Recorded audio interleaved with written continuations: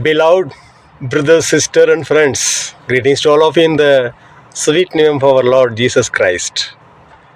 பிரியமானவர்களே, இயேசு கிறிஸ்துவின் நாமத்தில் நான் உங்களை வாழ்த்துகிறேன். நமது தமிழ்நாடு சிஎம் ஜோசப் விஜய் அவர் சிஎம் ஆயிருக்காரு.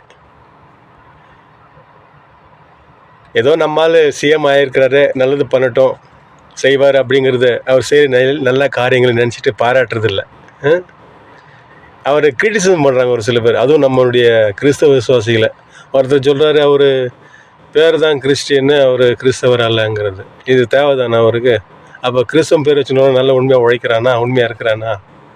அப்புறம் இன்னொருத்தர் கிரிட்டிசிசம் பண்ணுறாங்க, அவர் சிஎம் விஜய் பொண்டாட்டி விட்டுரு பிள்ளைங்களை விட்டுரு. ஏங்க இவர் போயிட்டு அவங்க வீட்டில் தங்கியிருந்து பார்த்தாங்களா? நான் என்ன சொல்ல வரேன்னு சொன்னாக்கா, ஆன்மீகம் வேறு, அரசியல் வேறு. பொன்னாசை மண்ணாசை பொருளாசை, இது மேலே ஆசைப்படுறோம் ஆன்மீகத்தில் வாழவே முடியாதுங்க. இதை நான் சொல்லலைங்க, கர்த்தர் சொல்லுகிறாரு பைபிளில். Let me read the word of God written in the Gospel of Matthew chapter 6 verses 24.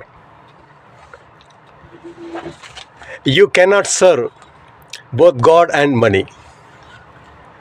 மத்தேயு சுவிசேஷம் 6:24.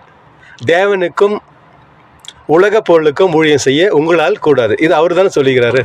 அப்புறம் அரசியல் வந்துட்டு வந்து ஏதோ நல்லது பண்ணலாம்னு சொல்லிட்டு வந்துக்கிறாரு. அவர் செய்கிறத வச்சுட்டு பாராட்டணும், நல்ல காரியம் பண்ணணும் அப்படின்னு சொல்லிட்டு ஊக்கம் கூட உற்சாகப்படுத்தணும். அதை விட்டு நம்ம ஆளுங்களை கிறிஸ்தவங்களை வந்துட்டு அவர் இப்படின்னு சொல்லிட்டு பேசி அவரை கிரிட்டிசிசம் பண்ணுறாங்க. அதெல்லாம் தெரியாத மற்றவங்களுக்கு மெஜாரிட்டியில் வந்து அவர் சிஎம் ஆகிருக்காரு. ஆகவே தயவுசெய்து நம்முடைய கிறிஸ்தவ விசுவாசிகளை நம்மளே வந்துட்டு எரிச்சல் பட வேண்டாம், மற்றவங்களை குறை சொல்ல வேண்டாம். மாறாக அவங்கள எது காரியம் செய்தாலும் நல்லதாக நடக்கட்டும், நல்லது செய்யணும்னு சொல்லிட்டு பாராட்டணும், ஊக்கப்படுத்துவோம்.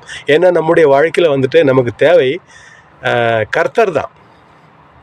கர்த்தரை விட்ட வேறு யாருமே நமக்கு தேவையில்லை. மனுஷன் நம்பாதீங்க, கர்த்தரை நம்புங்க. நிச்சயமாக உங்களுடைய வாழ்க்கையில் கர்த்தர் மட்டும்தான் போதும்னு சொல்லி நினைங்க, கண்டிப்பாக உங்களுடைய வாழ்க்கை நல்லாயிருக்கும், நாடு வீடு நலம் பெறும். தெரியுங்களா? யெகோவா நீயே தந்தையாம் தேவன், நீர் மாத்திரம் போதும் எனக்கு. யெகோவா ராஃபா சுகம் தரும் தேவன், உன் தழும்புகளால் சுகமே. யெகோவா ஷம்மா என் கூட இருப்பீர், என் தேவையெல்லாம் சந்திப்பீர். நீர் மாத்திரம் போதும், நீர் மாத்திரம் போதும், நீர் மாத்திரம் போதும் எனக்கு. Thank you Jesus. எங்களை நேசிக்க நல்ல ஆண்டவரே, இந்த அருமையான வேலைக்காக உம்மை துதிக்கிறோம். கடந்த வாரம் முழுதும் எங்களை கண்மணி போல காப்பாற்றி வந்துரு, அதற்காக நன்றி செலுத்துகிறோம்ப்பா. எங்கள் ஜெபங்களையும் ஆராதனைகளையும் விண்ணப்பங்களையும் நீர் அறிந்து தேவைகளை தேவையான நேரத்தில் எங்களுக்கு கொடுத்து எங்களை ஆசீர்வதித்து வழித்தள்ள வேண்டும் என்று எங்கள் கர்த்தரும் மீட்பரும் ஆகிய ஆண்டவர் இயேசு கிறிஸ்து மூலம் ஜெபம் கேளும் நல்ல பிதாவே. ஆமேன், ஆமேன். Thank you friends. See you in the next week. Till then, it's Saru from Bangalore. Till then, God bless you. Bye-bye.